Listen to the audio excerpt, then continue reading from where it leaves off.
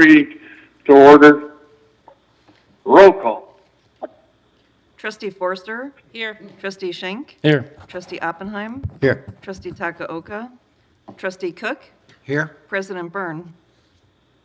Here. And Trustee Marquardt Yes, gave ma'am.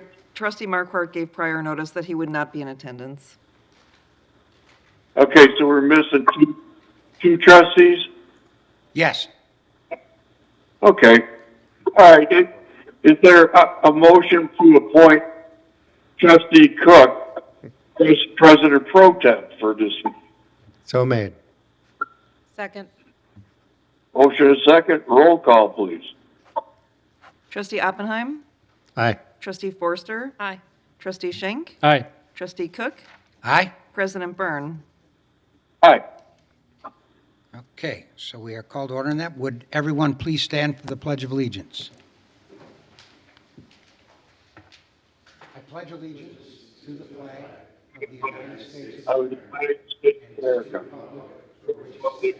which stands one nation, under God, indivisible, with liberty, justice for all.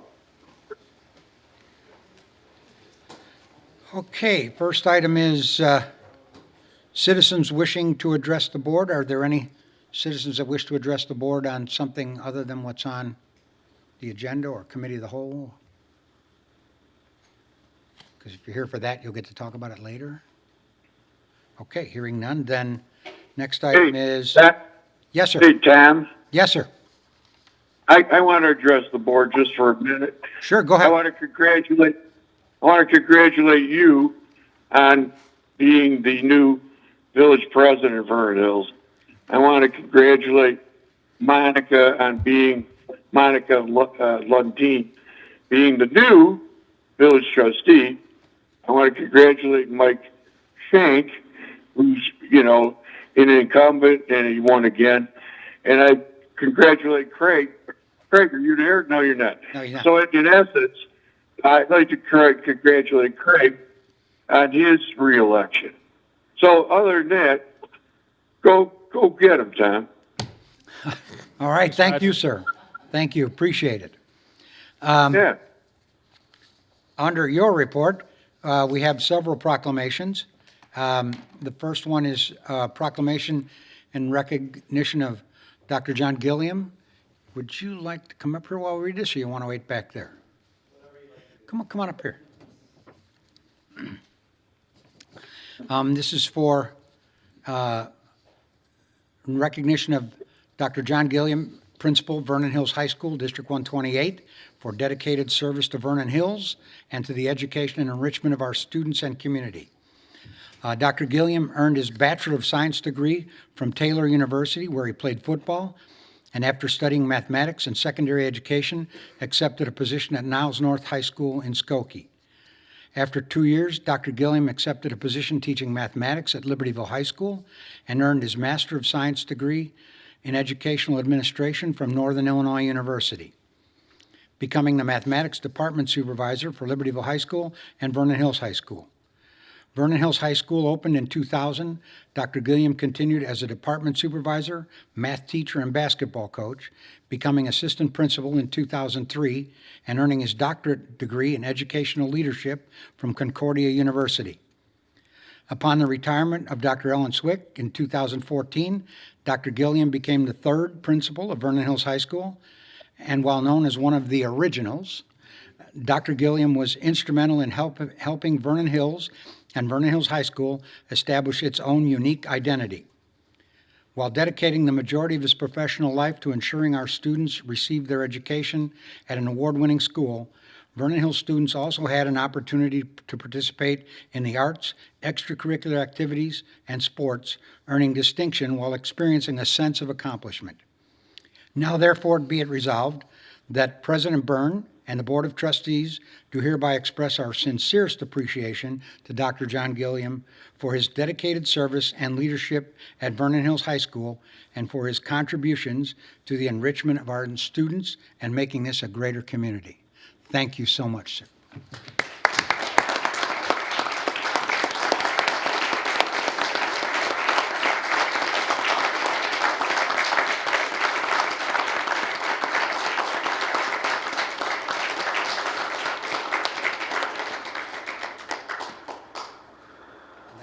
framed copy of what I just read for you. Again, congratulations. Oh. And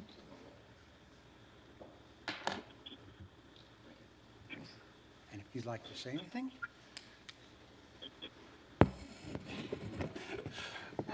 My guy Joe back there is holding his breath that I would say something, but I have a couple things to say. One of the proclamations missing there is that in 2000, not only did we start Vernon Hills, but I stumbled into one of the most amazing opportunities that anyone could imagine.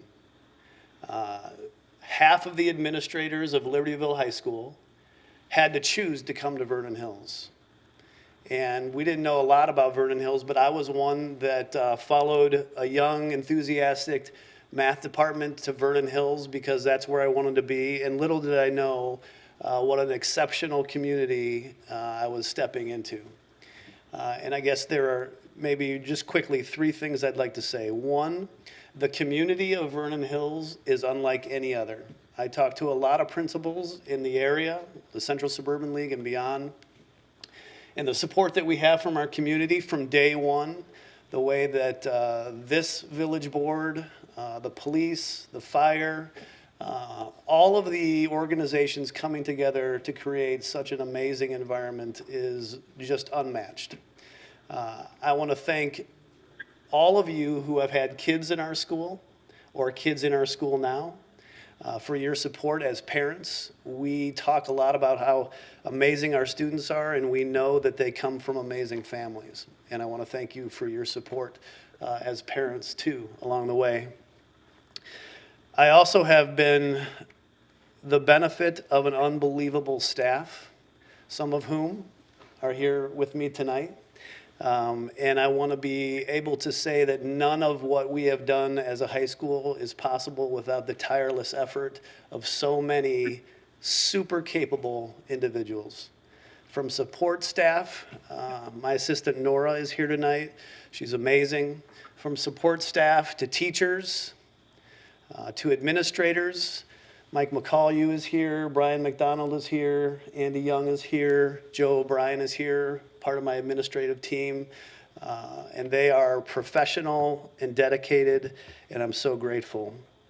I think I'd be remiss to not mention that Brian McDonald is our athletic director and is retiring along with me this year, so we should add that little piece of proclamation in this. And I know that athletics is such an important part to the community in its energy, in its spirit, in the way it rolls, and Brian has been an amazing leader there.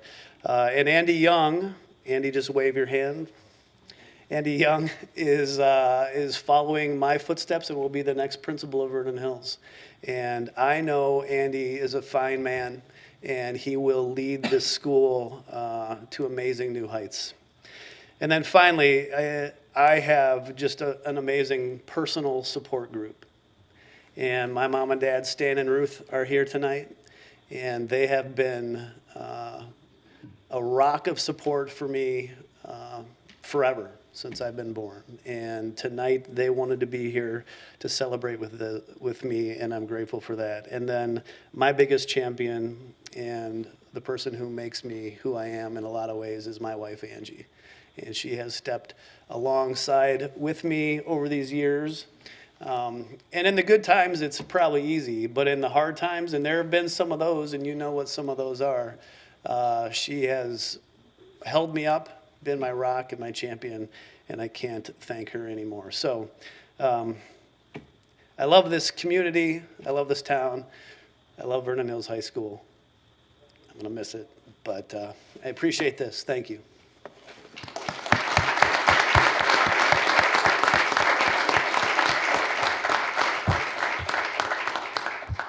I like that. We're gonna miss you, John. This community is built on such solid foundation from all of our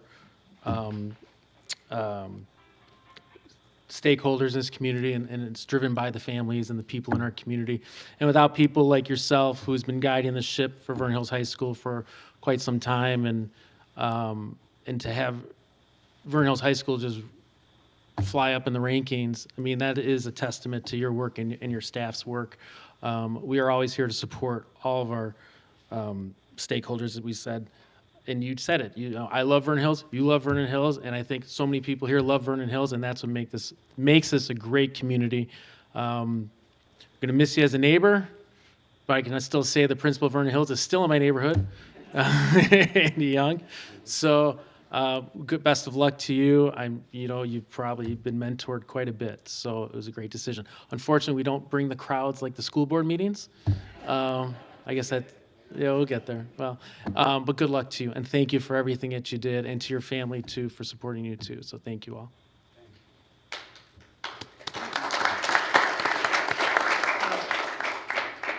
Tom, may I say something? Yes, go ahead. I also just want to say thank you. And ironically, I had a couple 2020 grads at my house before this meeting, and I was telling them about this, and they were remembering your creativity during that rough time with spray painting on the building and breaking all rules to, to celebrate them. And that was important to both the students and the families, and going above and beyond with all the recognition that they received. They probably had more graduation honors than a normal graduation. So I wanted to also personally thank you for that, for being very creative and making it important to the students and the families. Do you want to add anything? I don't think there's much I could add to all of the wonderful sentiments, but it's certainly been a pleasure knowing you and working with you over the years, and we'll miss you guys. Yeah, the high school is one of the most important things we've got here, and you've done an incredible job leading it, so we appreciate it immensely. But thank you for everything you've done, especially for the students in this community. On behalf of them, thank you so much. Roger, you want to add anything? Okay. All right. We're going to go on with some stuff. If you will take a moment here, if you'd like to. We don't make you, when we give you an honor, one of the nice things about giving you the honor is that we don't make you stay for the rest of the meeting. What's that? John, do you, on your whole group, you want to line up for a picture for the whole group here? Sure.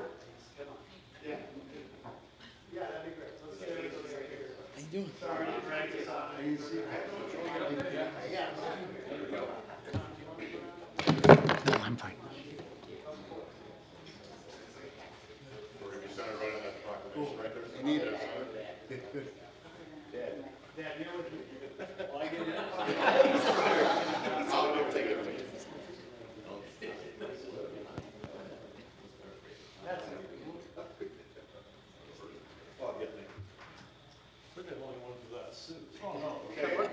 Everybody, I love Vernon Hills. We love Vernon Hills. We love Vernon Hills.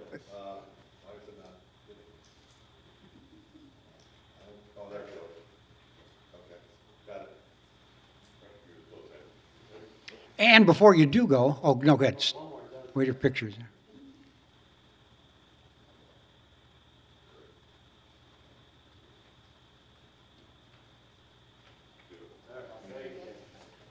Yeah, and I'm glad you mentioned that Brian is retiring.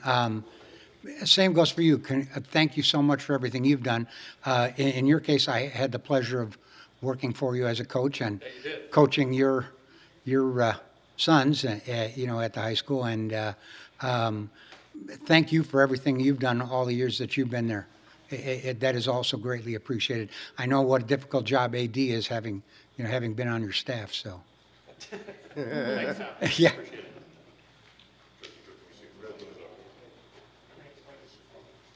Did we lose them? Mayor, can you hear us? Yeah, Tom, I want to say something to John. Oh, Oh, wait. okay, he's coming back in, just to you, Roger. Okay. Okay, go ahead. Go ahead.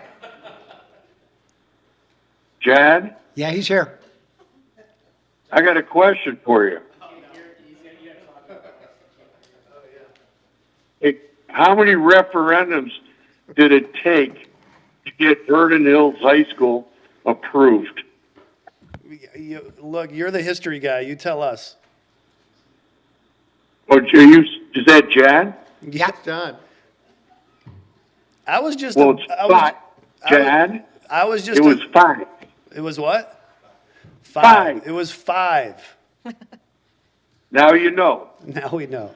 I was just a little. Because, Now you can retire. because we, that were on the board then, we busted our derrieres to get that high school in town.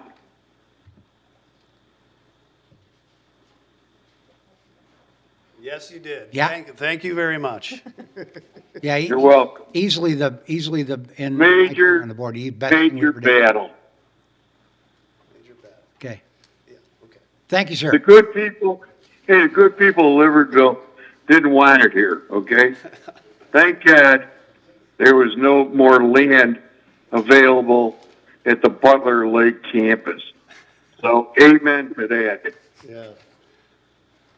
Okay, All right, hey, congratulations. thank you. On retiring. Oh, Ron. Rick. Okay, next item is proclamation for National Public Safety Telecommunicators Week. Whereas emergencies requiring police, fire, or emergency medical services can occur at any time.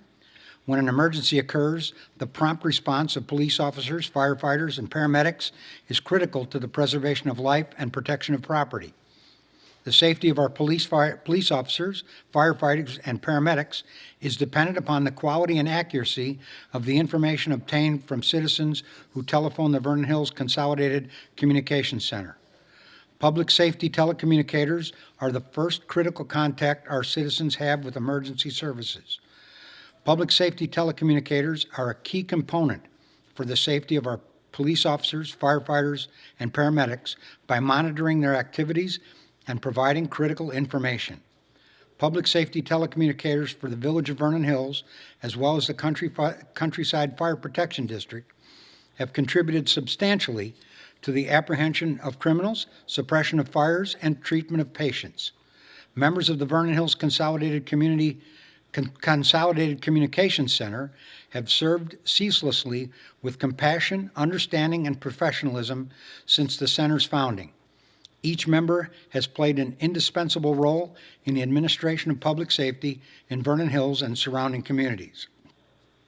Now therefore be it resolved that the Village Board of the Village of Vernon Hills declares the week of April 13th through the 19th, 2025 to be National Public Safety Telecommunicators Week in Vernon Hills in honor of the men and women whose diligence and professionalism keep our village and its residents safe.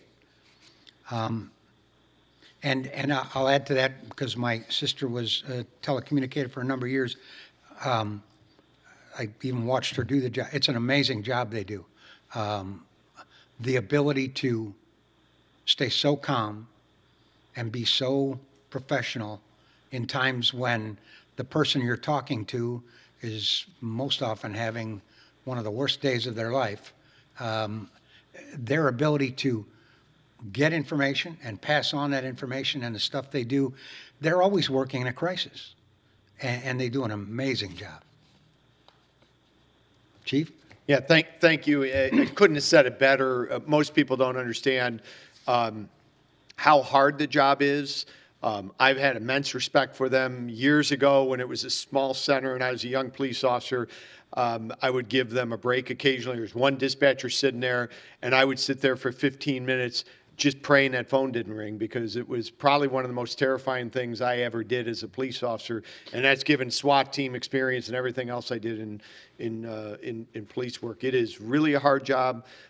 We owe them an incredible amount of gratitude for their willingness to do it, the stress that it brings with them, and sometimes the scars that it leaves on them. What the public may know is that calm voice when they call 911. What they don't see is on the other side of it, they're supporting our officers who are responding to the emergency, and they are providing many times just critical intelligence and information that allows our officers to arrive safely and be much more effective. And and many in the community know that we are on a path to consolidate with many other jurisdictions, about 25 jurisdictions around Lake County. And our telecommunicators, many of them will be joining the new Lake Com Center.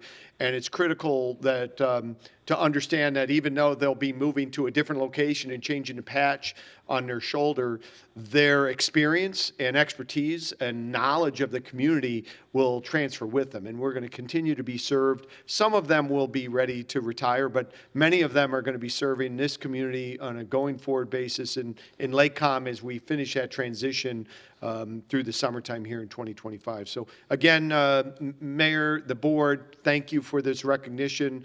We are all spending some time thanking them this week, a special week for us. Thank you. Yeah, I mean, and I mean it, when you stop to think about it, when they're actually doing their job, it's always a moment of crisis for somebody. And that's amazing that they can do that. Any other comments from the board or anything? No? Okay, then our last proclamation is 2025 Arbor Day proclamation. Village of Vernon Hills, a Tree City, USA community. We have recognized the economic, aesthetic, and environmental value a thriving community forest brings to the residents and visitors. The Village of Vernon Hills has and continues to be committed to reforestation of land within its corporate boundaries and to prudent management of its existing forest resources. The Village of Vernon Hills shall continue to enhance its reforestation and forestry management policies and practices and shall continue to dedicate financial resources over and above the Tree City USA requirements. The Tree City USA flag shall be flown at the Public Works Building on Arbor Day, April 25th, 2025, to honor those residents and volunteers who have participated in the program of activities sponsored by the village. Now therefore be it resolved that Roger Byrne, President of the Village of Vernon Hills, hereby proclaims that the Village of Vernon Hills shall officially observe Arbor Day on Saturday, May 10th, 2025, and encourage citizens to participate in the appropriate activities to take advantage of the benefits of the parks and other natural areas in our communities. So, okay. When is the actual celebration of Arbor Day? It's the 25th, right? And then you're doing that other? That's correct. Arbor Day is April 25th. The village's Public Works, some of us in the Public Works Department are going to be teaming up with some of the local Boy Scouts to do a tree planting in the Arbor Theater on Saturday, May 10th. Yeah, okay. All right.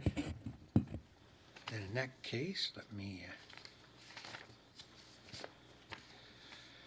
All right. Can I ask a question? Sure.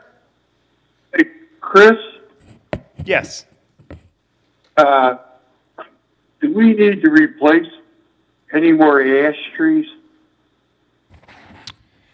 There's still a few ash trees left in town. Some residents during the time when the Emerald Ash Borer was coming through had elected to do some injections of their own and requested to save some parkway trees, but there are very few ash trees. We obviously don't plant any additional ash trees, and almost all of them are gone. But there are, I would say, a handful within the village still. I think it totaled almost 3,600 trees.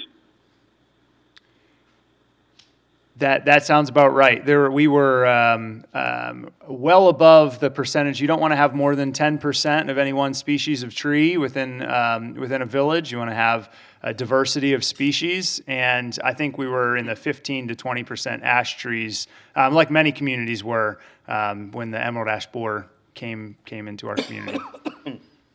Okay. Thank you. Sure. Okay. Next item then is Assistant Village Manager Earth Day Programming for Vernon Hills Seniors. Thank you. Good evening. As spring has arrived and as we approach Earth Day, which is celebrated April 22nd, this annual day is intended to raise awareness of the need to protect natural resources, promote conservation, and encourage sustainability. In recent years, the village has provided programming to the Vernon Hills Seniors Organization, and that will continue on Wednesday, April 23rd, where we will have some great programming to share. Members from Public Works and the village's Forestry Department have helped to make this event special. Activities include an informational session on the restoration of our natural assets to include Harvey Lake and the stream leading into Lake Charles. Members from Waste Management will be joining us to talk about a plan for a designated organics collection point within the village that will be made available to all residents free of charge. There will be a native plant giveaway for all attendees, and Waste Management will be donating trees to be planted in commemoration of Arbor Day. And of course, lunch will be provided for our seniors. With spring being a time for renewal, this is a great opportunity to remind the community of the many village sustainability initiatives already achieved and some in progress.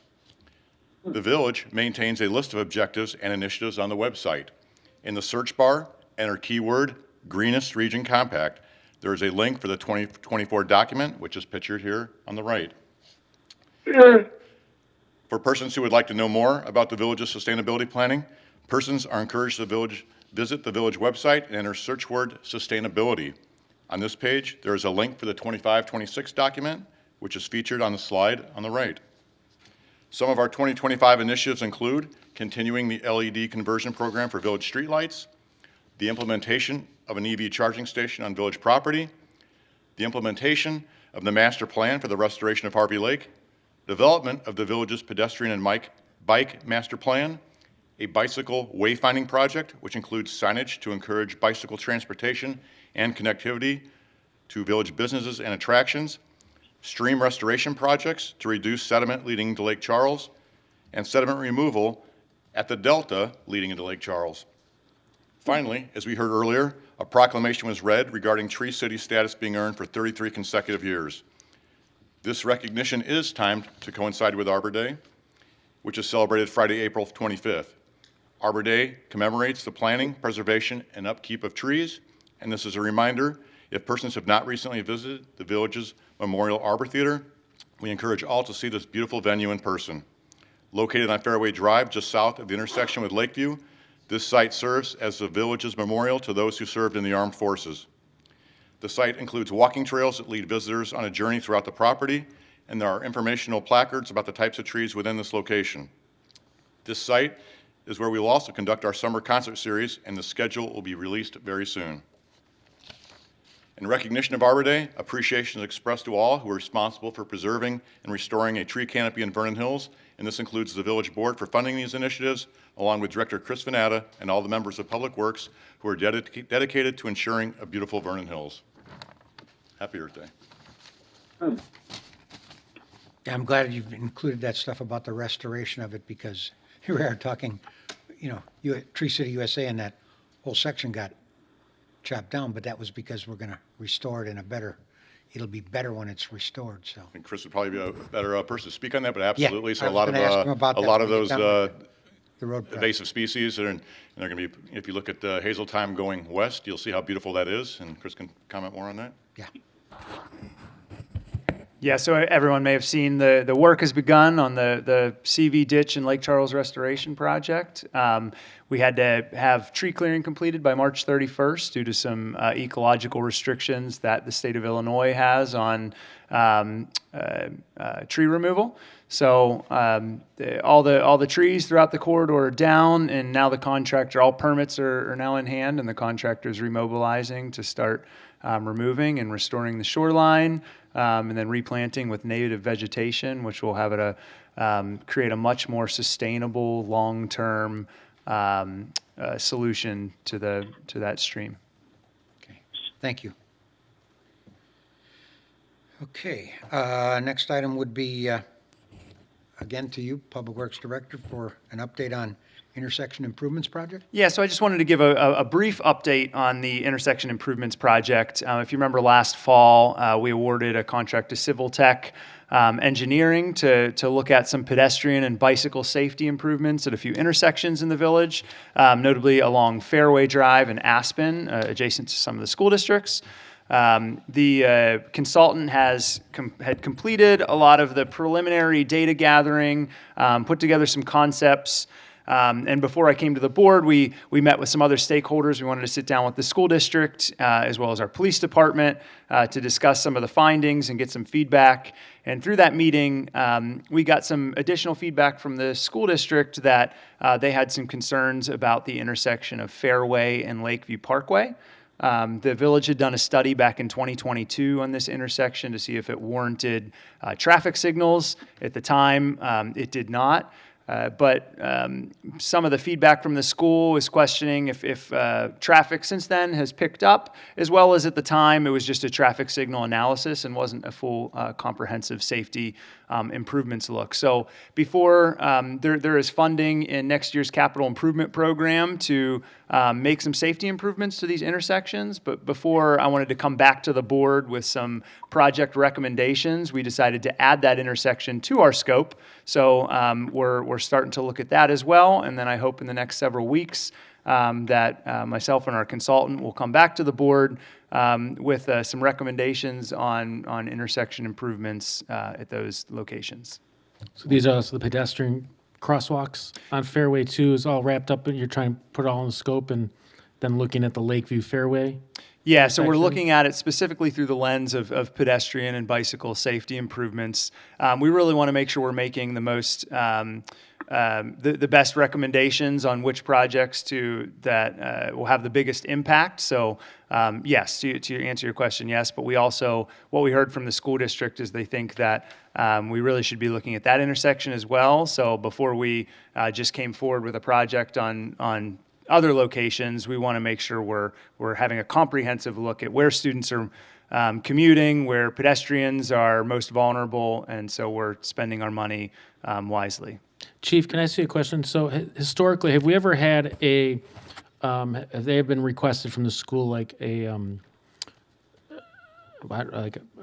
saying crossing guard, but that's not the right term. One of you guys out there addressing that situation at Fairway and Lakeview, like in the morning when school goes in and when school gets out, it's pretty stacked up in there. Yeah, It's a pinch point.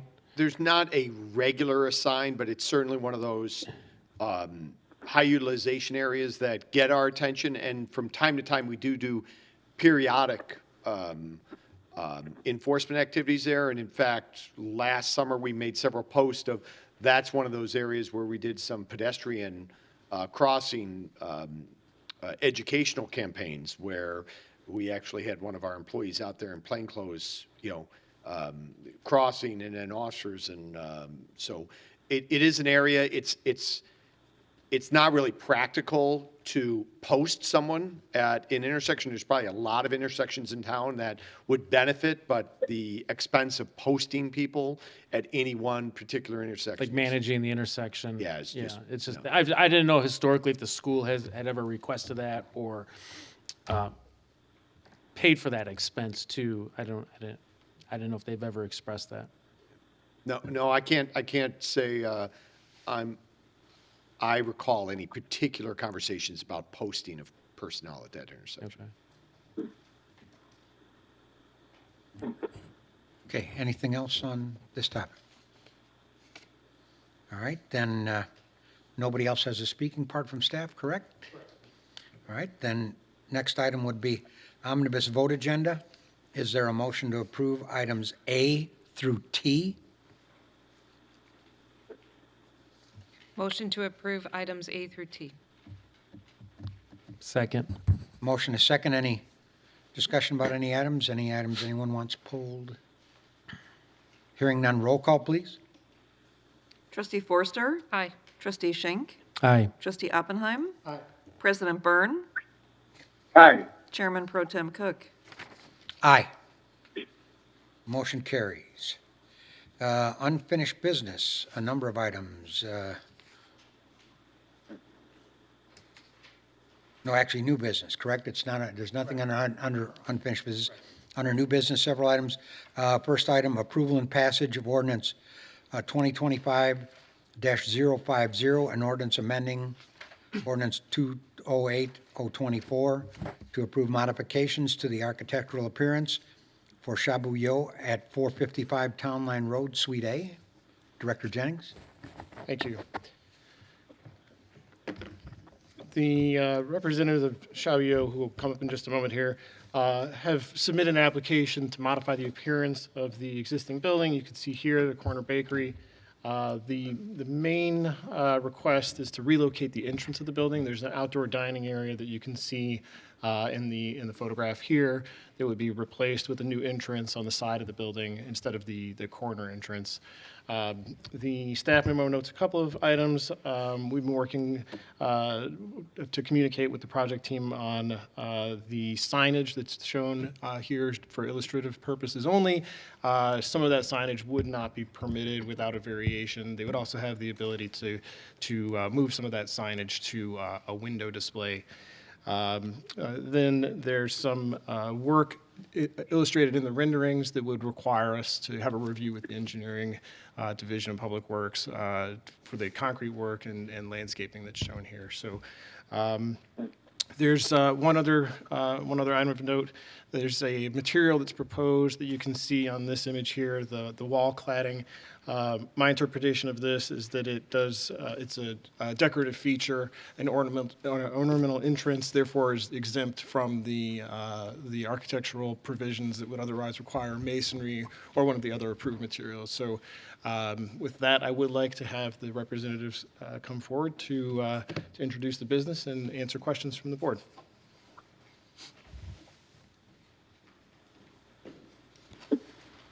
Hi, welcome. Could you state your name and that for the record? No, could you leave that one? This one. Yeah, that one's on there. I'm Yugo Suzuki, and I came from the Skylark USA, operating Shabu-Yo restaurants. I'm Takimoto. I'm a lead architect for this project from Qubit Design Studio. Okay. Right. Anything else? Do you have under? No, I have nothing. It is written as a ordinance to approve, subject to those two conditions that I mentioned, and with the assumption that material is considered to be a decorative feature of the building. So the approval tonight is just the architectural, Just the signage is something, the signage is illustrative only in this image. okay. I'm sorry, can you My say that question again? was, I was wondering about it. Yeah, sorry? Can you repeat that again, about the signage? Which part? So the signage, they're not presenting the signage. This Right. is just an illustration of the appearance. The primary objective of this is there's some interior modifications of this building that are dependent on the exterior. So to move the entrance requires this approval, and then they can move on with their building permit for the rest of it. So all the signage, like the all-you-can-eat, I've been dealing with that. They've been advised that that does require variation, and they do have the option for window signage. Well, and same goes for the fact that I didn't see any renderings or anything from the north side of the building, the side facing 60. That would come later when we do the It does wrap around. that was what I was wondering. It does wrap around. Yeah, So this would be, any signage at this point is purely conceptual, right. And that'll all come at a later point in the process. if they do need to come back for it, yes. Any other comments or questions from the board? So Yeah, I this, got a question. yes, go ahead. Who are the other tenants in that stretch there? AT&T on the opposite corner. Yeah, who else is in that building? And a Thai restaurant. The Thai restaurant just opened up. It used to be Sushi Thai. No. Yeah, but they closed, and then it's a Thai restaurant, yeah. No, now it's not a Thai, I think isn't that the Vietnamese restaurants next door? I manage that center. Oh, It's the original developer please. on it. It's a Vietnamese restaurant. Yeah, the pho place. Yes. Yeah. Very good, by the way. And Yes. in general, management endorses the plan with, subject to signage. Okay. But who's in the outlets? This is the outlet. Yeah. No, but what else? What other tenants are there? Yeah, so we were just saying, there's, So AT&T, the Vietnamese restaurant, yeah, the new Nail Vietnamese salon. restaurant that just nail opened. salon. Is there open? There's four, and this is the fourth tenant, Yeah, This is the old corner. right? Okay.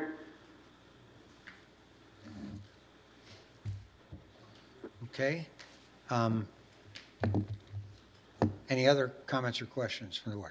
So then what we're approving tonight is strictly architectural appearance so that they can begin working on the building itself, and the other stuff will come back. If they do need to come back for a variation, otherwise they can just design it as a code compliant sign. Okay.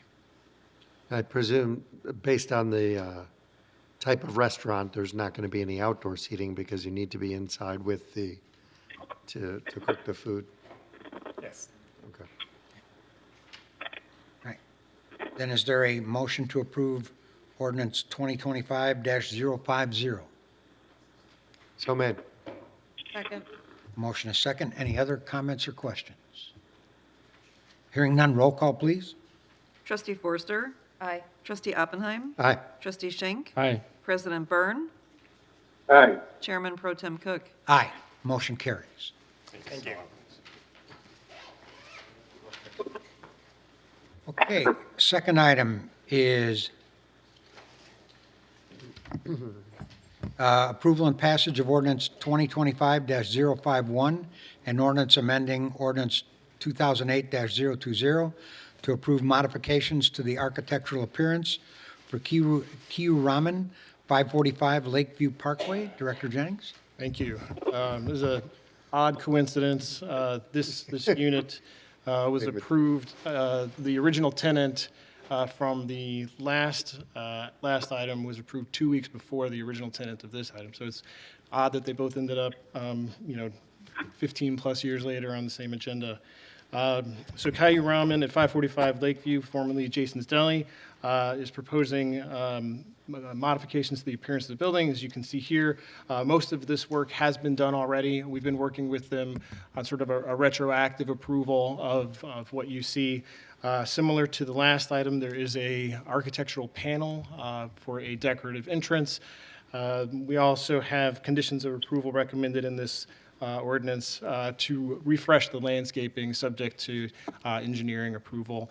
We have notified them of some parking lot maintenance and repair work that needs to be done as well. So the appearance approval as written right now has a condition related to those items.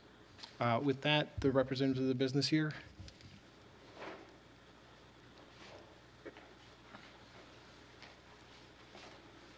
Hi, how are you? Hi.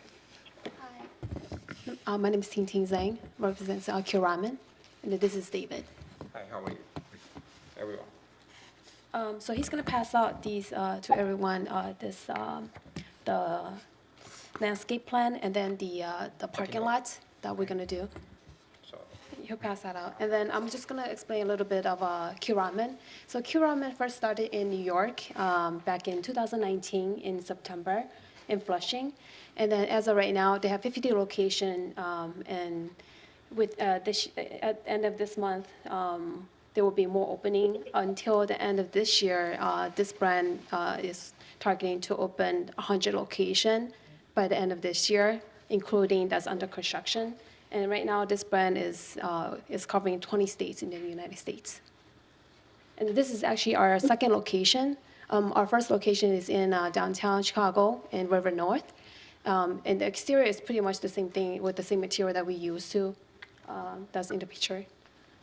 So this is our second location, and we're working on the third location in Naperville, and our fourth location in Granger, Indiana. So as you can see, the package that David just passed out, that's the for the landscape plan. You can see what we're going to do with it and around the building, and then the second page is the parking lot quotation that we're going to redo the parking lot. Okay. So you're still having drive-through, just moving the pickup window? Actually, we're not going to do the drive-through. Oh, so not? Oh, okay.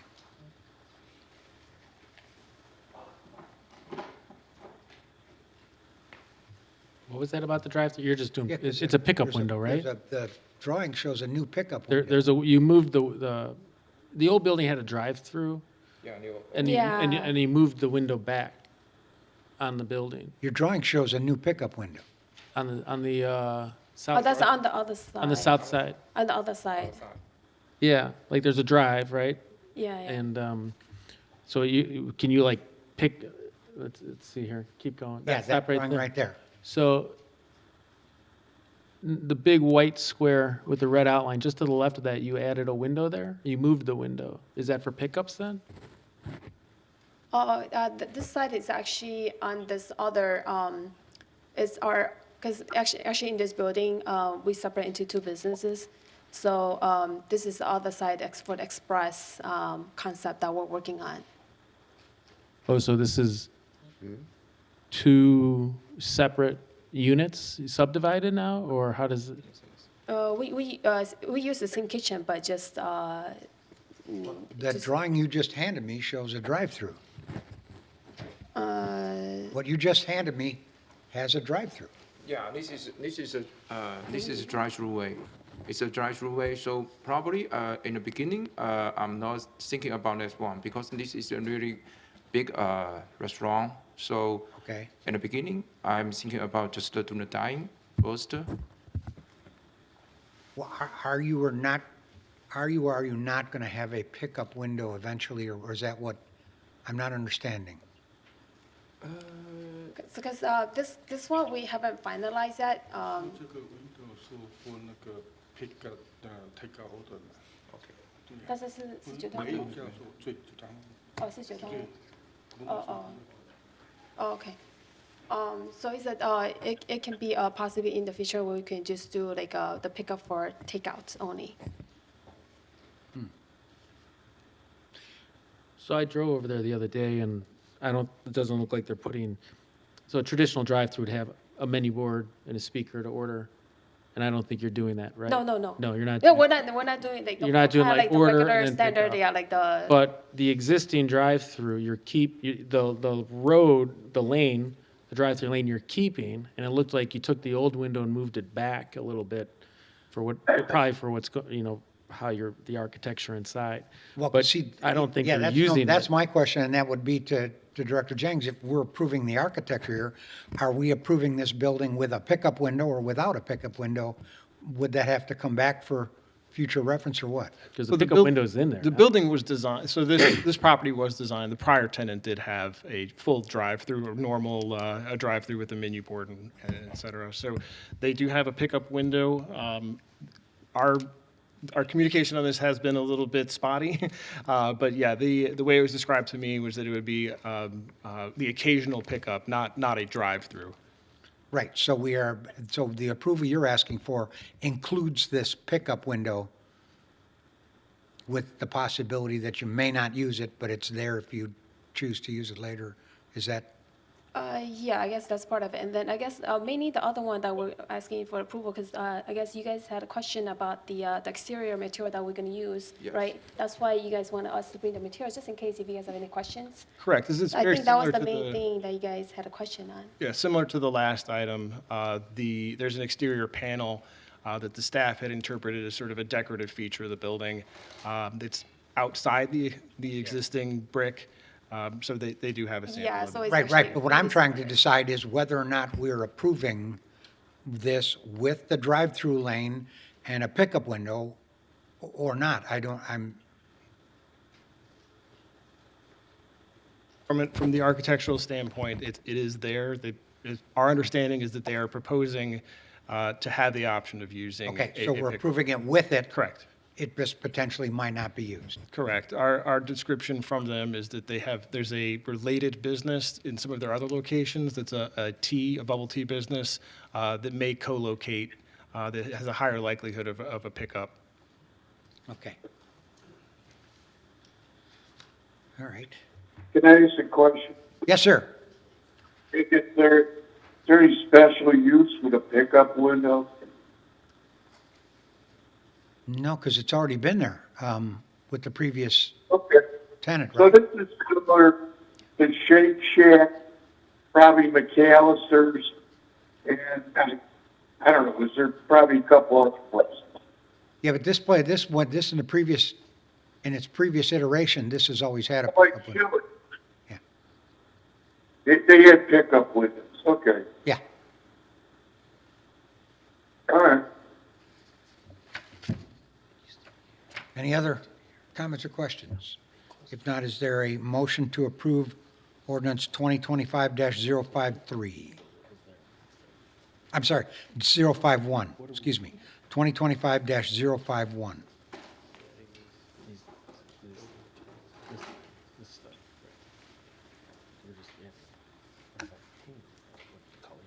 Or am I in the right? Sure. Yeah. Right? Yeah. So the colors that are up there now for paint, that's the final color, the white and the Yeah, blue? yeah. Mhm. Is that consistent with your other locations, or is each location different?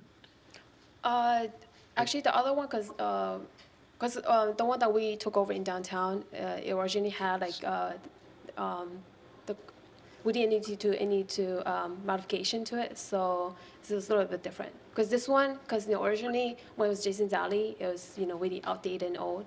That's why we want to reface it and look updated and modern. So that's why we used these color panel. When are you trying to open? Hopefully, if everything goes smooth, sometime next month, or like middle of next month, or end of next month. What restaurant was in there before? Jason's Deli. Jason's Deli, yeah, that's the most recent. What was it? Jason's Deli? Jacobs, okay. Jason, okay. All right. Okay, then, is there a motion to approve ordinance 2025-051? I move to approve ordinance 2025-051. Second. Motion a second. Any other comments or questions? Hearing none, roll call, please. Trustee Schenk? Aye. Trustee Forster? Aye. Trustee Oppenheim? Aye. President Byrne? Aye. Chairman Pro Tem Cook? Aye, motion carries. All right, thank you. Next item is approval and passage of ordinance 2025-053, an ordinance granting a special use permit for a home daycare center with 7 or more children. Happy J Home Daycare, 305 Court of Elm. Director Jennings? Thank you. Happy J Home Daycare was recently in front of the Planning and Zoning Commission on April 2nd for a public hearing. As the board will recall, the zoning code was recently updated with an amendment that created a provision that would allow a home daycare to go through the special use approval process if it wished to have more than 6 children cared for at a time. The code prior to that allowed a home daycare to be considered a permitted accessory use as a home occupation, but had a cap of 6 children with no provision for making a request for additional children. Happy J Home Daycare was one of the original operators who requested this, the code amendment from the village. As I mentioned, their public hearing with the Planning and Zoning Commission was April 2nd. The Planning and Zoning Commission recommendation to approve had 2 conditions of approval in it. Number 1, that at least one side of the driveway must be kept open during operating hours to facilitate drop-off and pickup. And number 2, that the daycare is permitted to care for 12 full-time children and 4 part-time children, subject to the approval of DCFS. Total number of children, both part-time and full-time, may be less than this amount due to DCFS regulations. With that, the operators of the daycare are here to reintroduce the project and answer any questions that you might have.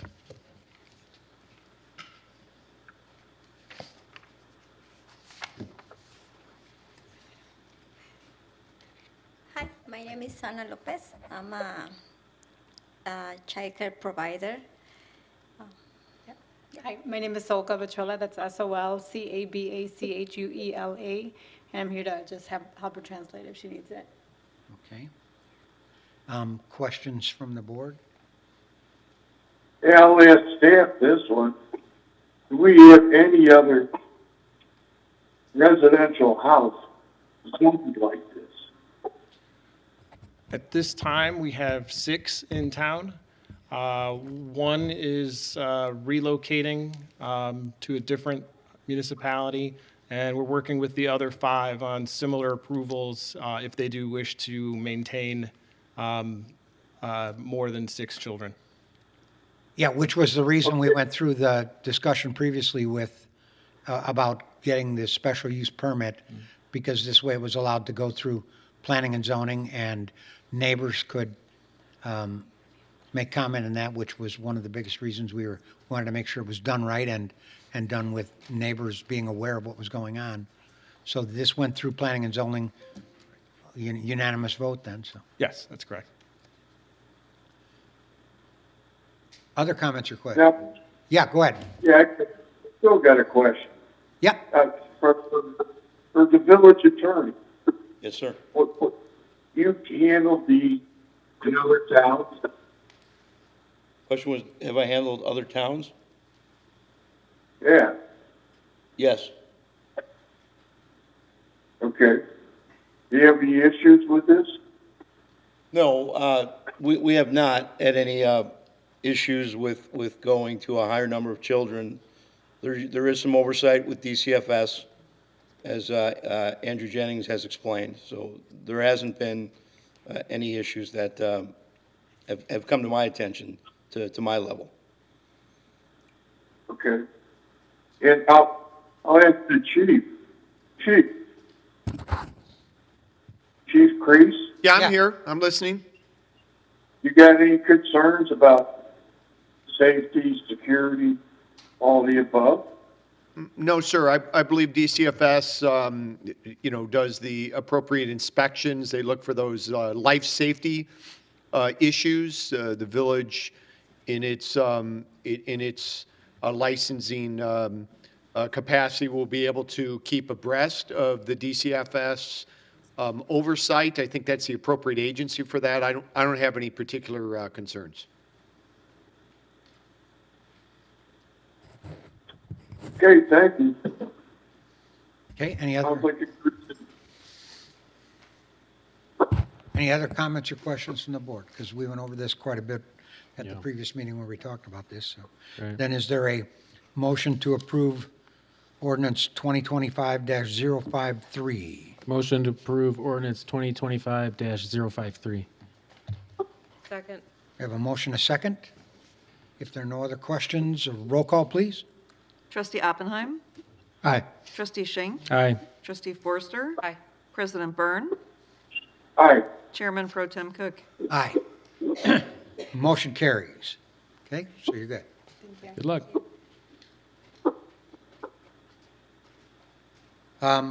Item 4, under new business, approval and passage of ordinance 2025-055, an ordinance authorizing approval to waive the competitive bidding process for the purchase of Axon Draft 1 report writing software, and the total 32-month expenditure not to exceed $164,183 from Axon Enterprise Incorporated. Yes, sir. Thank you. This is an item that we did budget in the FY26 budget, but I promised the board that we would be back to provide some more context and detail. I'm joined here tonight by Commander Chris Burmaster. Chris is our manager that oversees all things related to our body camera, in-car camera, and that technology. This is something that is relatively new. It's been around about a year, and I first became really aware of it last year, and we've been doing some research into it, and I asked Commander to put together a short presentation for the board's consideration, and we're happy to follow up any questions you might have. Thank you, Chief. Good evening, everybody. Draft 1. As you know, Axon is the company we contract with for our body cameras, and Draft 1 is a service they recently came out with that allows us to transcribe, summarize, and generate the initial draft of a report just based off of the body camera footage. This automation will help us reduce time on paperwork and improve accuracy and clarity in our reports. I think the best way to understand this is maybe walk you through what a call for service might look like. The officer responds to a business in our community. They meet with the caller, a witness, the suspect. Maybe they make an arrest. Maybe they just issue a citation. Either way, they complete their interaction and then they stop recording their body camera. At that moment, the camera uploads just the audio portion via cellular signal to evidence.com, the website we use to store all of this footage. On evidence.com, it takes that audio portion and turns it into a transcript. So when the officer returns to their vehicle or returns to a terminal, they can open up evidence.com, take that transcript, put it through the AI tool, and generate this first draft. They only have to make a couple of clicks, answer a couple of questions, and then they can get a running start on the report writing process. Why does this matter? Well, our officers spend a good portion of their shifts on paperwork, probably the portion they dread the most. And every minute an officer spends on their computers is a minute less on the road. So spending less time in the station means we can have a greater presence on the road and a greater presence in our community. We've been trialing this software for the last 2 or 3 months, and we have found that on average we're saving about 20 minutes per report. This time reduction will mean less overtime is needed when officers get bogged down with reports at the end of their shift. And it's fair to say that it'll help reduce officer fatigue after working a long, busy 12-hour shift. Even a brief interaction with the police can involve a number of details, and some of our interactions can go on for hours. Draft 1 helps us reduce the risk of human error. There's a lot of recall that'll be needed when writing a report, and sometimes officers find themselves sitting in the station reviewing their whole interaction. This does it instantly for them, and it provides them that transcript. One case in particular, or one type of case this will be particularly helpful on, is DUI arrests. There's a number of steps and processes in that type of call, and we have to be so detailed in our report to secure a conviction and make sure the case report is ready for court. I'd like to take this moment and also talk to you about, we are getting Draft 1, this AI feature, but it's built on this transcribe feature that we're also getting. So when the audio portion is uploaded or when the footage is uploaded to evidence.com, this transcript will always be available to officers, detectives, and supervisors, and it makes our interactions searchable. So if a detective who wasn't on the call initially is following up and wants to search a keyword like the description of a car or something along those lines, they can just type that in and it'll take them to the exact place in the footage. Sorry, I'm doing this on 2 computers. One of the benefits that we've had of a high turnover rate over the recent years is that we've been able to develop a more diverse workforce, but it also means we have personnel where English is their second language.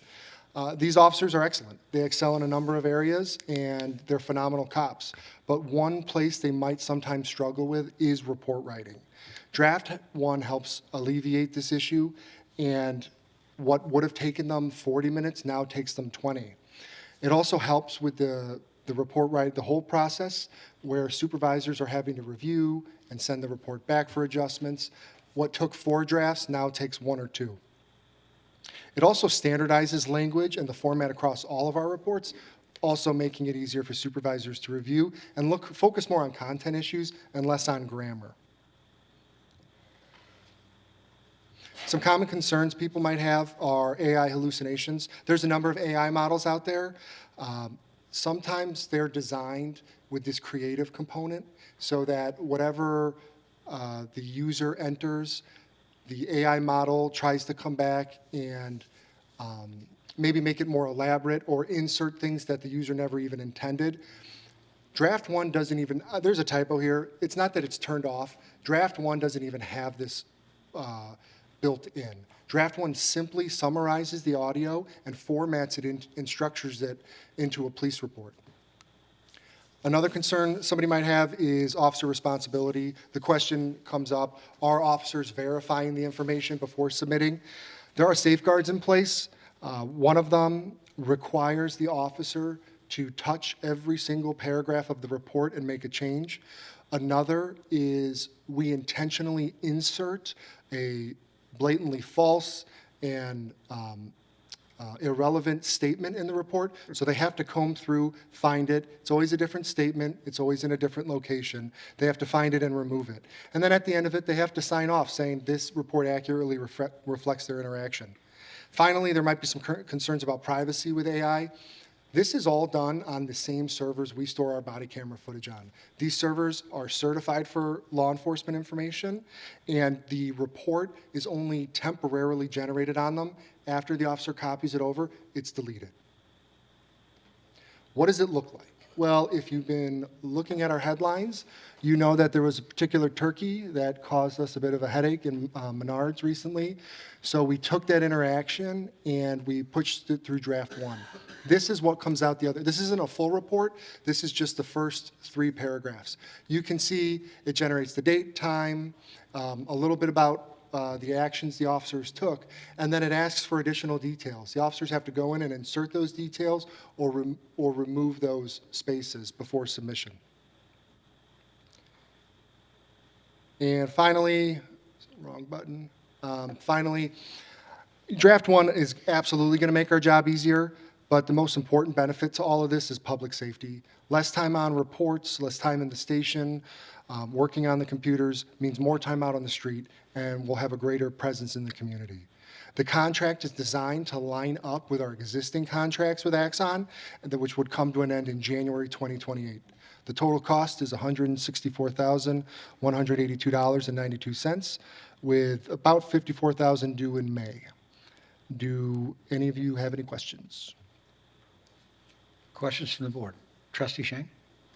Yeah? No, I mean, this is, you're utilizing technology for the benefit, to increase productivity and accuracy, and I think it's great.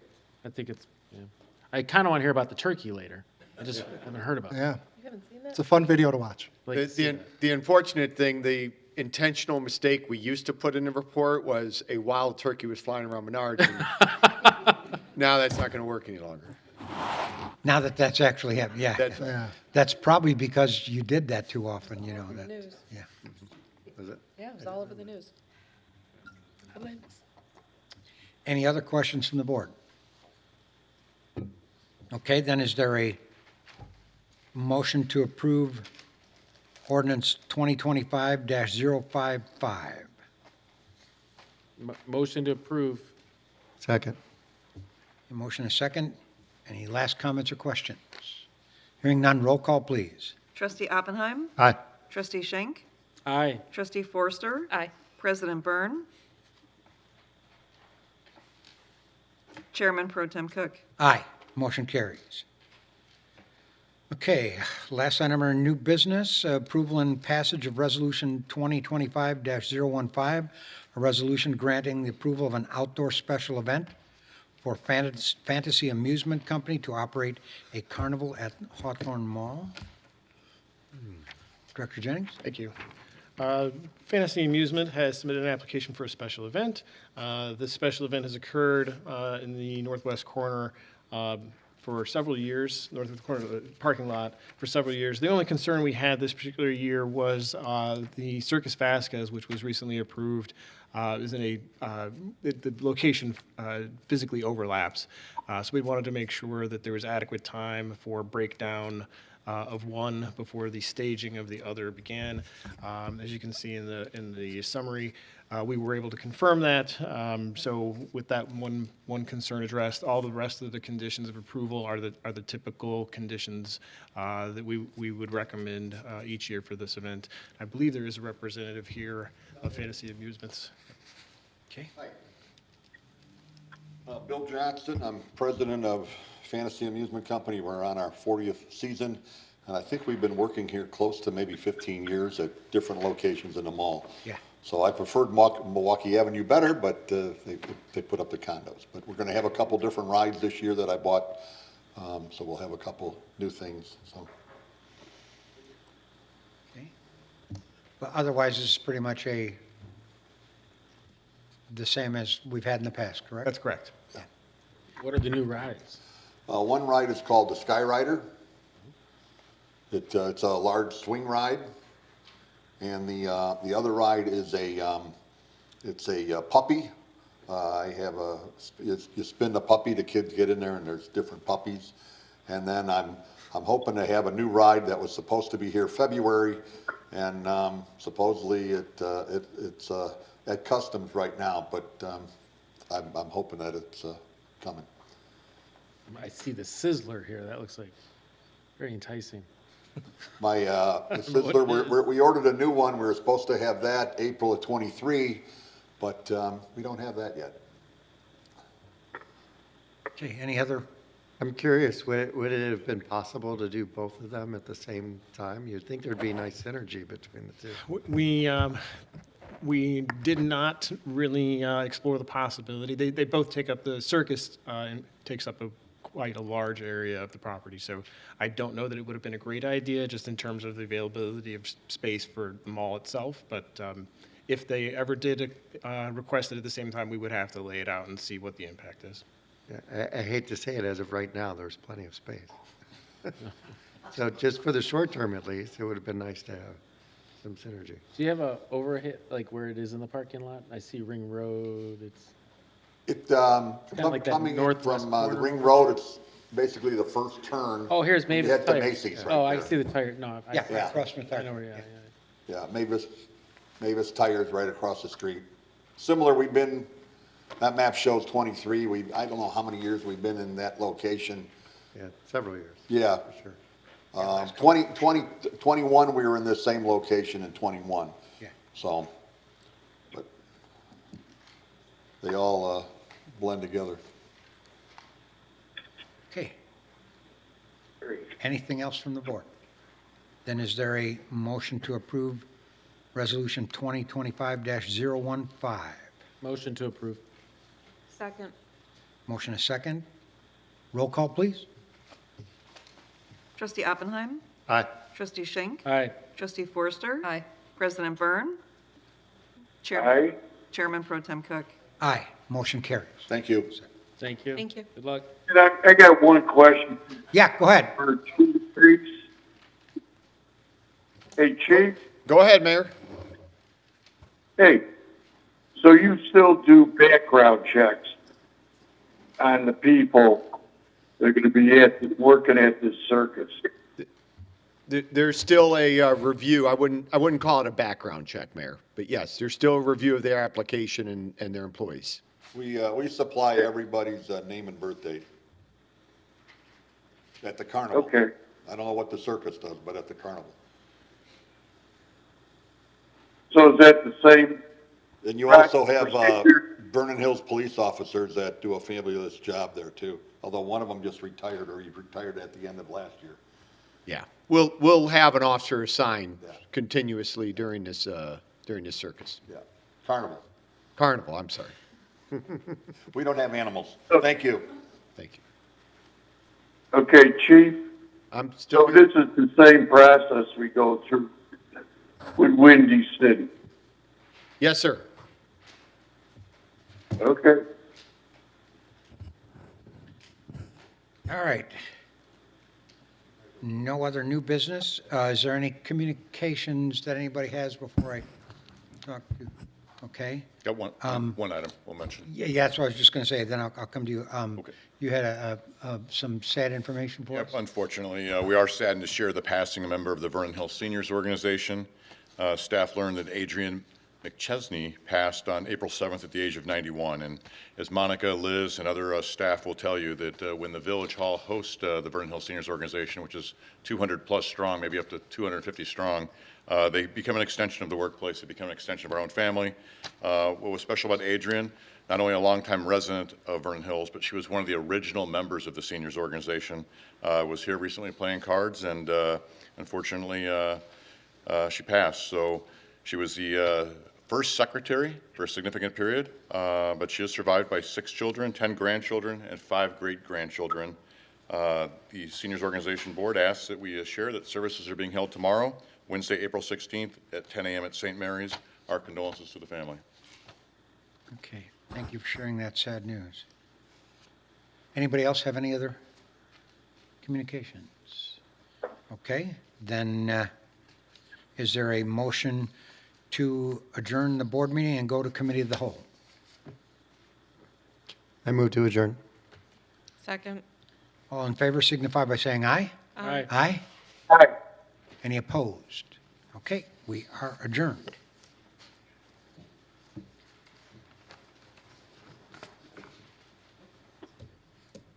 Yeah, you guys are good.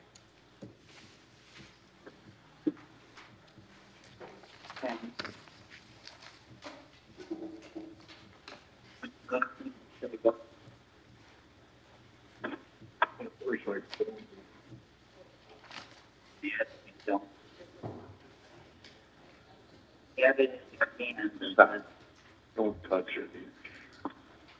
Yeah, it's over here. Okay, we ready to roll on committee or? I'd like to call to order the Committee of the Whole meeting for April 15th, 2025. May I have a roll call, please? Trustee Schenk? Here. Trustee Forster? Here. Trustee Oppenheim? Here. Trustee Takaoka? Trustee Cook? Here? President Byrne? Here. And Trustee Markwart gave prior notice he would not be in attendance. Is there a motion to appoint the chairman pro tem for this evening's committee meeting? I'd like to nominate Trustee Cook to be chairman pro tem for the duration of the meeting. Second. Motion and a second. Roll call, please. Trustee Schenk? Aye. Trustee Oppenheim? Aye. Trustee Forster? Aye. Trustee Cook? Aye. President Byrne? Aye. Motion carries. First item is approval of the Committee of the Whole meeting minutes of March 31st, 2025. Is there a motion to approve? Motion to approve. Is there a second? Second. Motion and a second. Any comments, questions, corrections? Hearing none, roll call, please. Trustee Schenk? Aye. Trustee Forster? Aye. Trustee Oppenheim? Aye. President Byrne? Aye. Chairman Pro Tem Cook? Aye, motion carries. First item, or second item, is Raising Cane's, 151 East Town Line Road, review of Planning and Zoning Commission recommendation. Director Jennings again. Thank you. Before I ask the project team to come up and answer questions regarding the Planning and Zoning Commission's recommendation, I just want to give a brief recap of where we are with this project. This is a multi-part petition to facilitate the development of a drive-through restaurant at 151 East Town Line. This is an outlot, a shared two-parcel development off of Lakeview Parkway along Town Line Road. The former Jamesons and the project team is proposing to tear down the former Jameson's restaurant building and construct a drive-through Raising Cane's. The brief history of this project. I put together a timeline just to sort of simplify where we are at this point and where we've been. This initial concept came to our staff in February of '23. We spoke with the representatives of the property ownership and determined that since the access is dependent on adjacent property and there's a reciprocal easement agreement between those two properties, that that covenant document should be reviewed by both parties first before any sort of public discussion was held. They did complete that as requested. And then, as you see, in May of 2024, the initial Committee of the Whole review occurred. The action after that point was the Committee of the Whole had a concern with traffic and requested a traffic study be part of the technical review process. We went into sort of a unique technical review at that point where we didn't do a full-blown technical review. We did a traffic study only that included the traffic study by both the petitioner as well as the village. The village commissioned a traffic consultant to review the work of the petitioner's traffic consultant as well as conduct modeling and analysis of their own. That modeling and analysis was brought back to the Committee of the Whole again in November of 2024, at which point the consensus was to move forward with the remainder of technical review, sort of the typical site engineering work, where we send it out to the various outside agencies and internal departments. The technical review then occurred starting in January 2025. The project team got clearance to proceed to the entitlement applications. At the end of that 2 rounds of technical review, the project team then had a full entitlement package go in front of the Planning and Zoning Commission in April 2nd, which is where we're picking up. So that leaves us with tonight. What is the ask of the Committee of the Whole tonight is to review the P&Z recommendation, which I'll describe in just a moment, get feedback on that recommendation to prepare ordinances subject to whatever that discussion might be. So by way of just a brief overview, you have the full memo. I'm not going to read the entire thing. I'll summarize, though. The Commission did vote in favor of a positive recommendation on the zoning, the special use. I'll hold off on the signage for just 1 second. But the commission did have some concern about speed bumps, whether or not the proposed speed bumps shown in their traffic management plan would be a good idea or a bad idea. Ultimately, the Planning and Zoning Commission thought that it would be appropriate for the 2 parties on this reciprocal easement agreement to make that decision. If they wanted to put them in, they could. They could delay that decision if they wanted to see how the traffic operated. So that was a big piece of the discussion. They had a concern with the grand opening traffic in particular, that this Raising Cane's does have a history of attracting a large number of vehicles when a new location opens. Because they do have that history, they also have a history of dealing with it. And there was testimony at the commission hearing that the standard operating procedure for the business is to have on-site traffic management for the first few weeks. They agreed that they would work with our police department to decide when it would be appropriate to stop that sort of temporary grand opening traffic management plan. Aside from that, there were questions regarding landscaping, nothing of major concern. There was a question about the segment of sidewalk between Lakeview Parkway, the path on Lakeview Parkway and the Bears Fit, whether or not work in that area would trigger the requirement for that sidewalk to be installed. Our staff is still reviewing that. We would recommend that the condition from the Planning and Zoning Commission just remain as is. And then just one other update from the Planning and Zoning Commission conditions of approval. There's a proposed storm drain and a hose bib and the trash enclosure that we've been going back and forth trying to determine how it could be installed. When I wrote the staff memo, we were at a point where we didn't think it would be possible. We've had additional ongoing review since this memo was written. So our recommendation at this point is just to leave that condition alone and allow the project team to work with our engineering division to determine if it can be installed and how. Just leave it to permitting.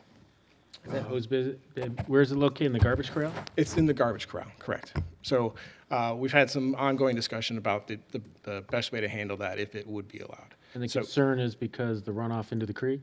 It's the runoff. Where is the most appropriate location for that runoff, sanitary or storm, and what modifications to this design might be needed to make it work. So rather than get into the nitty-gritty of it, we decided that it's probably best to just let the engineers sort out, work with Lake County Public Works as needed, and just leave the condition the way the Planning and Zoning Commission stated it. The other item that I described here is the sign variations. The building is visible from 4 sides, so the project team had taken the brand book for Raising Cane's and basically applied it to this building. In discussion with the Planning and Zoning Commission, the project team did agree to remove a sign that was part of their original package.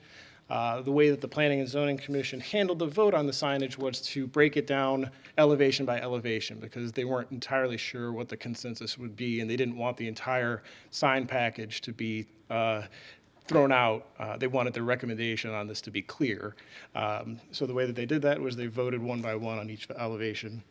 The only item really that was contentious at that, when they broke it down elevation by elevation, is there's a drive-through sign on the drive-through wall that the commission, the motion to approve the variation for that particular sign failed. So other than that, with the removal of the sign that the project team agreed to, which was the canopy sign, the remainder of the signs received positive recommendations.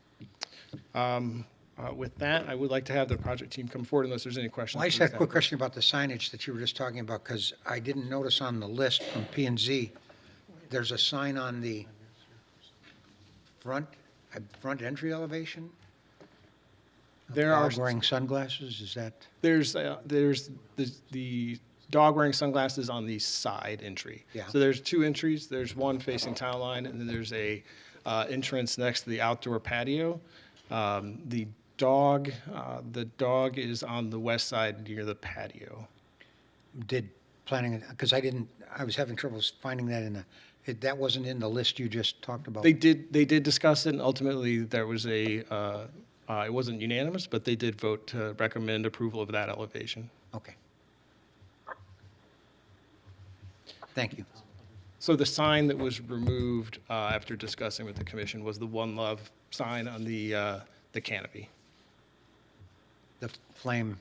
It was a That sign. one's removed. One Love was removed at the request of the Planning and Zoning Commission. Okay. All right, could the project team please come forward?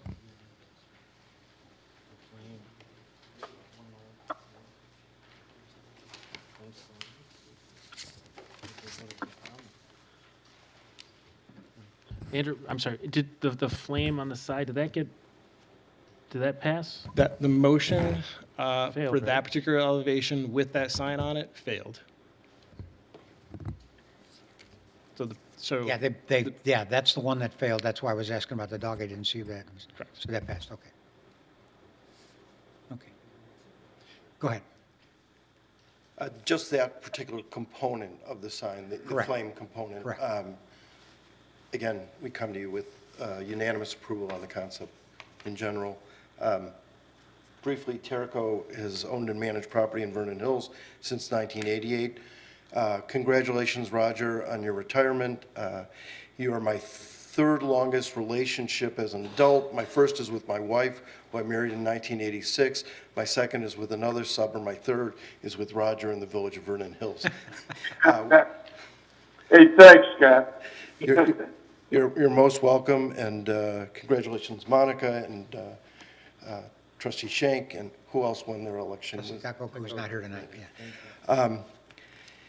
So we developed this property in conjunction with the Hochberg family. It was, I think, 1991. It was for Sport Mart and TGI Fridays at the time. Just a quick leasing update. You know from the presenter before us that the Japanese restaurant is going into our vacancy at Corner Bakery, and also I want to report that Buffalo Wild Wings is renewing for 10 years in the village of Vernon Hills at Aspen Point, which we also manage on Route 60. So, bit of good news.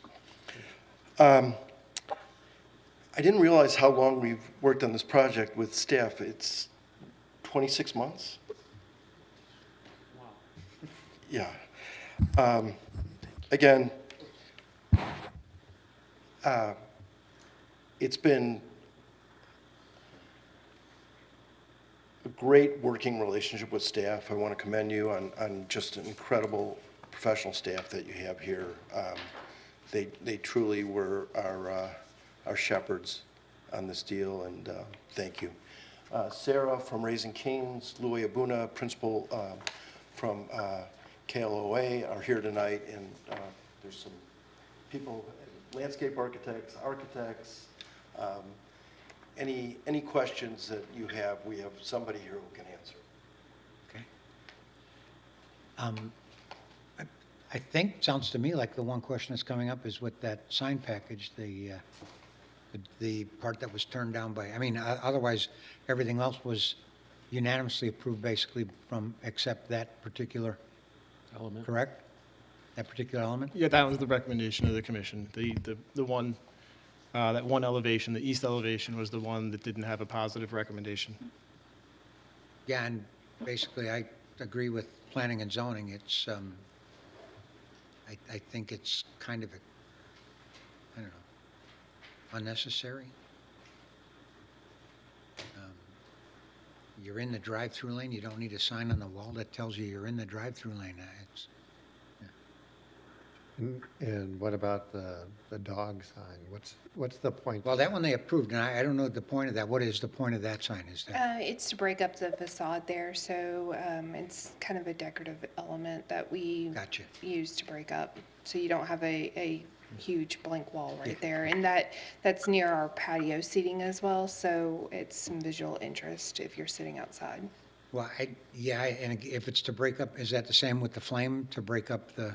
Yeah, it's a hand-painted mural that we have there, kind of as a visual interest as you go Yeah, into the drive-through. You have the sign above it, and that's a nice wall, and that's a nice, I like that side of the building. I don't see the need for I agree with planning and zoning on that. Did you say is the flame painted on? Yes.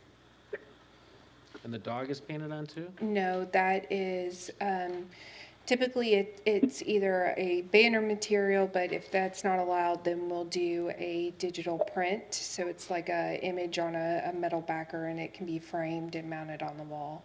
Do any of your locations between the two windows, I'm assuming the first window is your payment window, the second window is your pickup window? Correct. You ever use like POP there? Like like sometimes you have like advertising on that wall at any of your locations? No. What was the feedback on the flame? It was mixed. Obviously the consensus in the end was to not recommend approval of it, but there were a couple of commissioners who thought that it would be okay. But generally speaking, the consensus was it was not at that point, it wasn't necessary. There was a commissioner who thought that it did help when you're entering from that Where to preferred. go? I'm sorry? Like where to go? So when you're entering, there are ground-mounted directional signs, but as you approach, if there weren't any cars in the drive-through, it would kind of help you guide around the back of the building. So there was one commissioner who in particular didn't have any issue with it, but most thought that it seemed unnecessary. And you use translates instead of digital menu boards? Manual menu boards for the drive-through? No, so we use just the standard. We don't do digital You don't do currently. digital? Any thoughts from anyone else on the board on?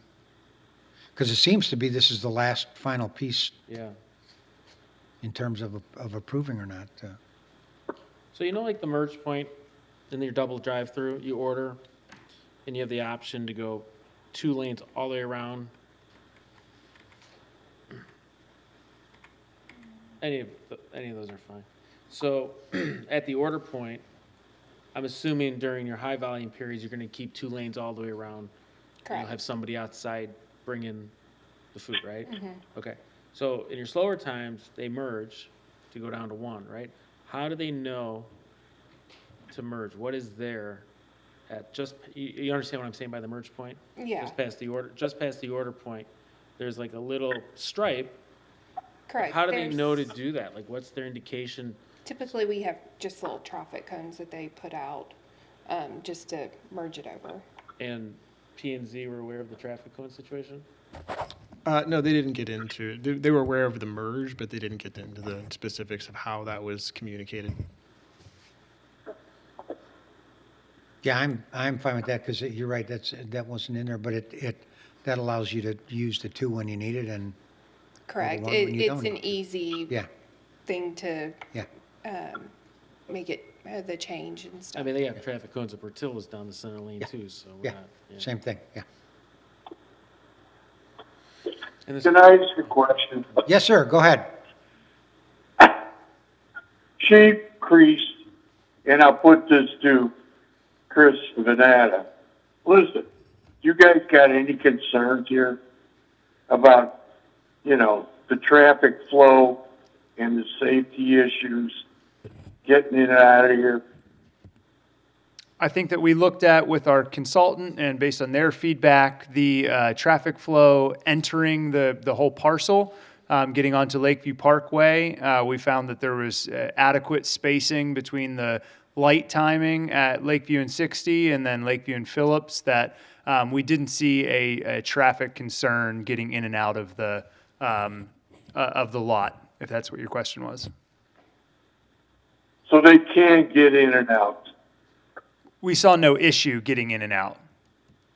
Well, especially with the total adjustment of the entire flow pattern, I think also helped that significantly. From what it was originally, there were some modifications to it that addressed that.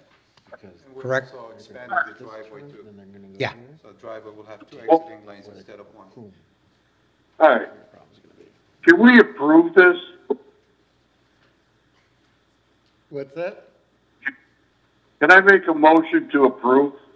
Well, we have to decide on that one last thing on the sign panel, I'd go with planning and zoning. going with planning and zone, okay, all right. So then, yeah. I'm so thrilled about the dog there. Can you tell us the history on the dog? That's 'Cause there is a the names- history, right? Yeah, that's the namesake. So that's what Raising Cane's is about. So the images of the first Raising Cane. That was is like the his- dog's name Cane or Raising Cane? Raising Cane. Oh, okay. That was his dog, right? Yes, The guy- correct. And we're on the third one now. And it's a service dog. So, yeah. Of course it is. Oh, then we'll, yeah. Can't ask anymore. Yeah, we're good with that one then. I'm all for this, but I have a question about your oil disposal. What is your process? Is it a truck that comes in and you keep it inside the unit, inside the building, like the disposal for We for have your a waste? grease trap that we regularly pump out and, Jeff. He can explain more maintenance of it. This is for the grease itself. We have what's called a DARPRO system. So when the fires are emptied, there's a direct line from the fires to a tank, a holding tank in the corral, and then when it's full, it gets pumped from a truck outside, so no one ever touches the used oil. So your holding tank's in the corral. Yes. Where's your fresh oil kept? It's kept in containers, so when they drain the oil, they have containers that they fill the fryers with the Like fresh oil. 5-gallon jugs kind of Yes. thing? And then your waste is off, do you know this? That it's in the corral? You're Not talking the about, building, not the trash enclosure. On the side of the building is called the corral. It's basically an open area with a roof on it, so there's open air, and it's a container that holds the oil. What elevation would you show that on? A fixture plan? Because it'd be in the fixture plan. There it is. Where am I looking? So I can't. Top can you left? point? top- Right here. Right there. That's the corral, that's the grease holding. And there's That's the- it. So that's an Right here. exterior, that's just a covered roof, or is that enclosed all sides? It's enclosed, but it's not conditioned, and there is a gap between the roof and the wall for air ventilation. Okay, But it's not directly exposed to the exterior. okay. So when you said corral, I'm thinking garbage corral. I was like, hold on. Yeah, no, 'Cause it's you got- there. Okay, all right. And then your grease trap, you probably have heavy grease usage, I'm sure. Yeah, we usually put standards, a 1,500-gallon grease trap that's outside. And Darpro comes and pumps that out? No, that's separate. That's a separate company. DARPRO is just the grease, the oil from the deep fryers. And the main line where that feeds into in the city line then? for the sanitary? Yeah, the so county? it goes through their grease trap, and then from the grease trap, it goes into the sanitary, I think, Correct. right? So, okay. I just, from experience, I know that sometimes it becomes an issue on property the heavy grease trap usage. If it's not managed, it ends up in the city line. Yeah, so the county will work with them on the frequency. They do the permitting for that, and the certification and whatnot. So the manifest from DARPA was the name of the company, will have to be submitted to the county in that case. All right. I know you have your system down and stuff. I'm in the business, so I know where the problems are. Okay. It's a blessing and a curse. It's all right.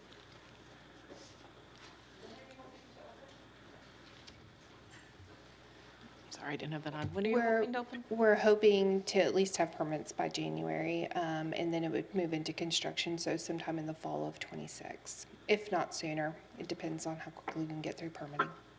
Okay.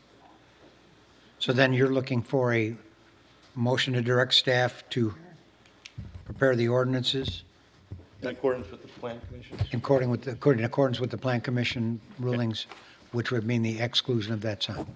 That's correct. Okay. Roger, did you want to make a motion to that effect? Yes, Okay. make a motion. All right, we have a motion. Is there a second? Second. Motion, a second. Any other comments or questions? Okay, then a roll call, please. Trustee Schenk? Aye. Trustee Forster? Aye. Trustee Oppenheim? No.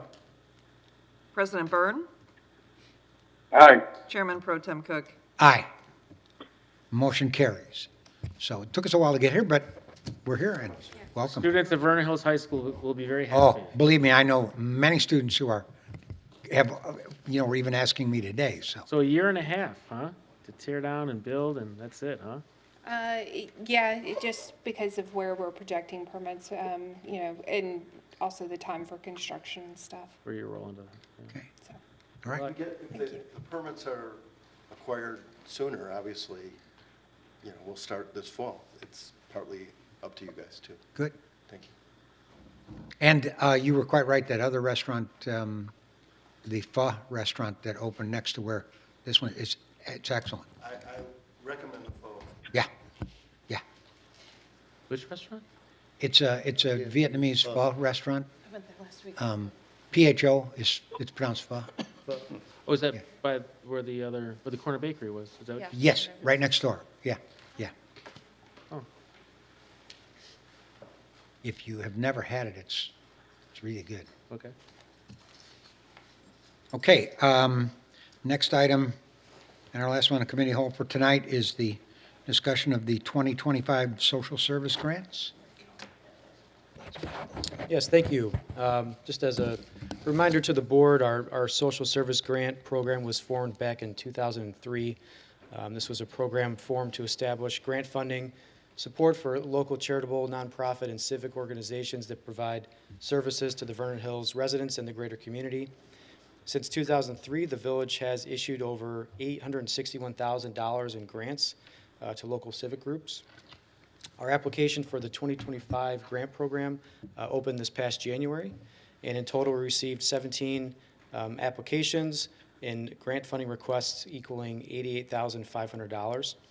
Our staff recently met with trustees Cook and Forster to review the grant applications for 2025, and we formed a recommendation for the committee's review this evening. Included in your board packet are the applications for this year's grant applicants. Overall, we are recommending consideration for 16 grants totaling $68,000. So there's a summary in your packet, and trustees Cook and Forster and myself are happy to answer any questions from the committee regarding these recommendations. I trust Nancy and Tom. I'm all good. Do we need to make a motion on it? Yeah, what we'd be looking for this evening is consensus on these recommendations, and then we'd prepare an ordinance at our next board meeting for approval, and then we would administer the grant funding sometime in May.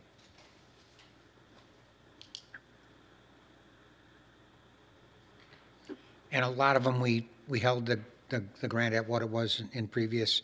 That allowed us to add a few new, the one new food pantry at the bottom there, and the tool library, Yeah. and the Key to 73 Foundation. Yeah.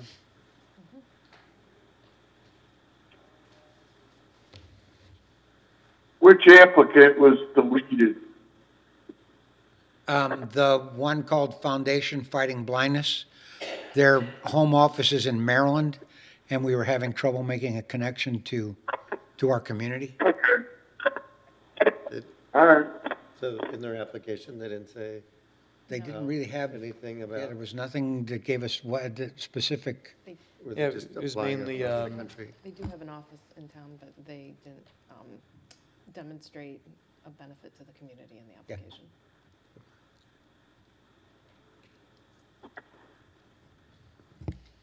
That's it.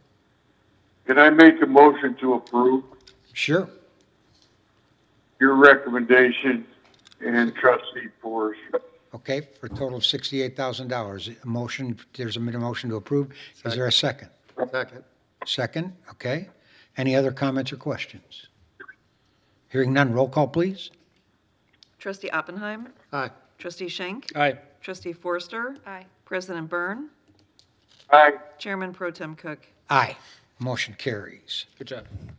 Now, we're going to have closed session for. Correct. We will have a closed session to discuss collective bargaining and land acquisition. Collective bargaining and land acquisition. Is there a motion to adjourn committee of whole and go into closed session for those two items? Motion to adjourn and go to closed session. Second. Motion is second. Roll call, please. Trustee Oppenheim? Aye. Trustee Schenk? Aye. Trustee Forster? Aye. President Byrne? Aye. Chairman Pro Tem Cook? Aye. Motion carries. We are adjourned, and we will not be conducting any business after closed session.